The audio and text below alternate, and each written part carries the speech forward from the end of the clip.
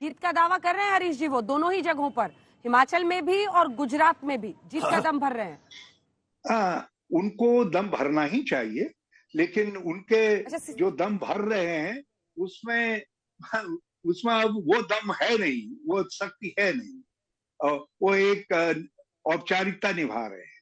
और हमारी बात में दम है क्योंकि हम फैक्ट्स के साथ कह रहे हैं क्यों हम 40 से ऊपर जाएंगे करके हरीश हिमाचल के रावत जी, अंदर। लेकिन एक आंकड़ा है जयराम ठाकुर से जुड़ा हुआ, उसमें ये बताता है, जब हमने पूछा कि हिमाचल प्रदेश में अगला मुख्यमंत्री कौन होना चाहिए, आपकी पसंद कौन है, तो जयराम ठाकुर को सबसे ज्यादा 27% लोग अपनी पहली पसंद मानते हैं, जबकि कांग्रेस पार्टी के दूसरे नेता बहुत पीछे रह जाते हैं। ये अलग बात है कि कांग्रेस पार्टी कोई भी कैंडिडेट दे दे, 26% लोग उस पर मोहर लगाते हैं।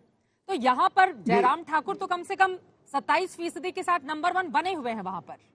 देखिए, ये जो 26% लोग कहते हैं कि कांग्रेस किसी को भी चेहरा दे दे, वो अपने आप में बहुत बड़ा फैक्टर है। आप देखिएगा इस तरीके का फैक्टर कहीं और नहीं काम करता है। तो इसका मतलब है हिमाचल की जनता डेस्परेट थी। 26% लोग डेस्परेटली ये देख रहे थे कि भाजपा जाए, कांग्रेस जीते, चाहे मुख्यमंत्री कोई हो जाए। यही तो फैक्टर है जिसके आधार पर हम कह रहे हैं कि हिमाचल हम जीतने जा रहे हैं और 40 से ऊपर सीटें मिलेंगी। बागी विधायकों ने बहुत नुकसान पहुंचाया प्रभु जी। हाँ, बागी ने तो पहुंचाया ही है, पर ये जो रिजल्ट दिखा रहे हैं उसके अंदर फिर से कहूंगा कि नेगेटिव वोट है बीजेपी के खिलाफ। कांग्रेस पार्टी के पास नेता ना होना, ये एक परंपरा भी है कि वहाँ बदलाव होता रहता है, परंतु सबसे बड़ा फैक्टर जो आप भी कह रहे थे, 29 बागी कैंडिडेट वहाँ पर खड़े हुए हैं, और नेगेटिविटी इसलिए कि वहाँ पर डिवाइड इतनी हो गई थी बीजेपी पार्टी, और दिखाने के लिए वो पर कुछ नहीं था। आपने एक आंकड़ा दिया मोदी जी की पॉपुलैरिटी कितने वोट उसकी वजह से बताएंगे, 10% शायद कहा आपने।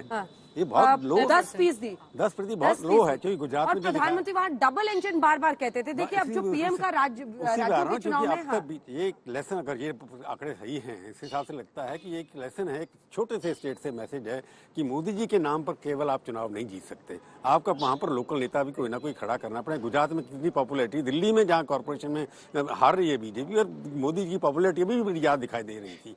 तो हिमाचल का संकेत क्या है? एक तो नेगेटिविटी बहुत है आपके पास, दूसरा जो है कि मोदी जी के नाम पर आप बहुत बार ज्यादा नहीं जीत सकते, जब तक कि डबल इंजन के अंदर क्या होता है कि डबल नीचे वाला आदमी भी उतना मजबूत होना चाहिए जितना पहले नंबर वाला है। पहला नंबर कौन है, मोदी जी पहला इंजन है या ठाकुर साहब नंबर 2 पे थे? जयराम ठाकुर अनुराग ठाकुर के बीच गलतफहमियों की खबरें भी बहुत सारी आई थी, लेकिन यहाँ पर अगर हम आंकड़े देखें, ठाकुर ब्राह्मण राजपूत इन्होंने कांग्रेस पार्टी के मुकाबले बीजेपी को ज्यादा वोट किया है। ठाकुर ने शायद कांग्रेस को दिया, नहीं, ठाकुर ब्राह्मण राजपूत तीनों ने बीजेपी को ज्यादा किया है, दलितों ने कांग्रेस को। हिमाचल के अंदर हमेशा ब्राह्मण जा रहा है चीफ मिनिस्टर, शांताराम जी जैसे देख लीजिए उनके हिसाब से, उसके बाद ठाकुर तक ज्यादातर ठाकुर ही रहे वहां पर। आप देख लीजिए उसे बीजेपी के भी ठाकुर रहे जब तक शांता कुमार जी को छोड़ करके परमार साहब से लेकर शुरू करने, तो वहां पर ठाकुर ही हमेशा रहे हैं। और पहली बार बीजेपी के अंदर 3 ठाकुर चीफ मिनिस्टर बने, जहाँ पर एक यूपी में बने, एक आपने उत्तराखंड में देखे, और हिमाचल के अंदर भी बने थे तीनों ठाकुर चीफ मिनिस्टर। पहले 3 कभी नहीं होते ठाकुर चीफ मिनिस्टर। बीजेपी से अगर कोई छिटका है तो ये दलित वोटर का छिटकना, जिसमें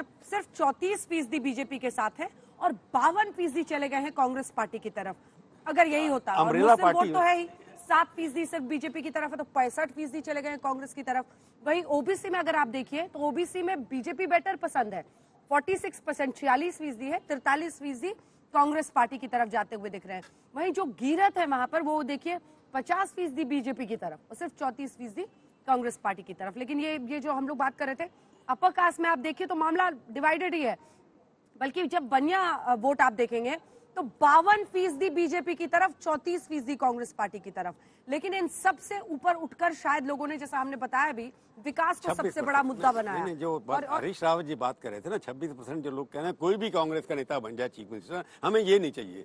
यानी 27% पॉपुलैरिटी आप बता रही थी ठाकुर साहब की हैं जो सिटिंग चीफ मिनिस्टर हैं, उसके मुकाबले में 26% अंधविश्वासी कांग्रेसी कह रहे हैं कि हमारे को कोई भी बना दीजिए, हमारे को बदलाव चाहिए। ये बहुत बड़ा मैसेज है। मैंने सुप्रिया जी का एक रिएक्शन जल्दी से ले लेते हैं। सुप्रिया जी।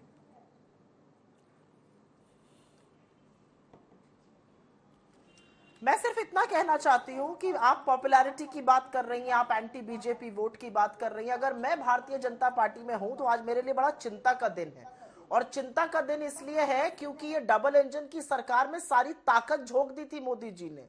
एमसीडी का चुनाव भी उनके चेहरे पे लगाया जा रहा था और लोग नकार रहे हैं। मुझे ऐसा लगता है भारतीय जनता पार्टी से लोग उकता चुके हैं, ये अपने आप में एक फैक्टर है। लेकिन हिमाचल की जनता ने हमें पुनः आशीर्वाद दिया और शायद इसमें थोड़ा सा दंभ और अहंकार ने भी रोल प्ले किया है।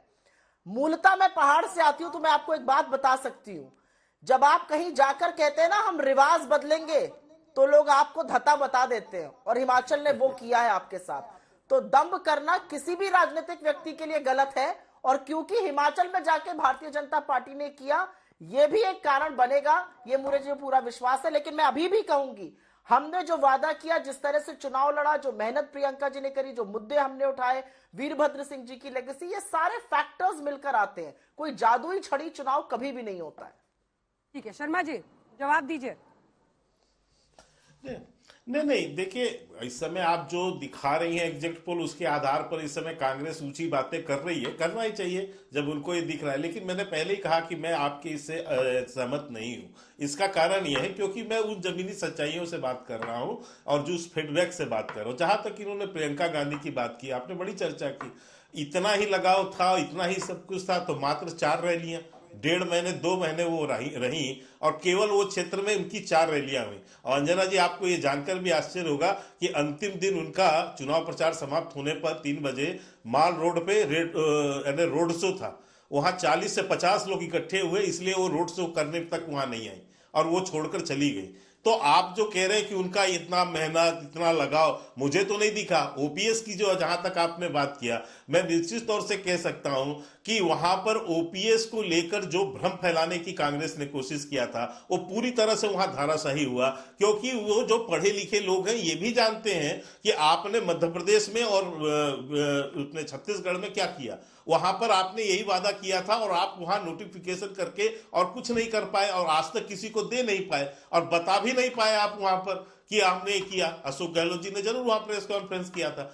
तो मैं ये कहता हूं कि वहां की जनता बहुत जागरूक है, समझदार है। और केवल केरला के बाद यदि कोई सबसे शिक्षित इलाका है तो वो यानी क्षेत्र है तो वो हिमाचल प्रदेश है। और वो अच्छे से उन योजना लाभ को भी जानती है। और इसीलिए मैं कह रहा हूं, जहां तक आपने विवादों का आपसी अंतरकलह की बात की, तो मैं आपको बताऊं कि वहां तो कांग्रेस शायद अपने उसमें झांके थोड़ा सा, और आप लोग के भी जानकारी में होगा, सुक्खू जी का एक बागियों की अलग मुसीबत तो थी ही ना सर, ईमानदारी से बात कीजिए। अब तो वोटिंग खत्म हो गई है, प्रधानमंत्री तक को बोलना पड़ा। बिल्कुल, सुन लीजिए, बागियों वाली तो मुसीबत थी।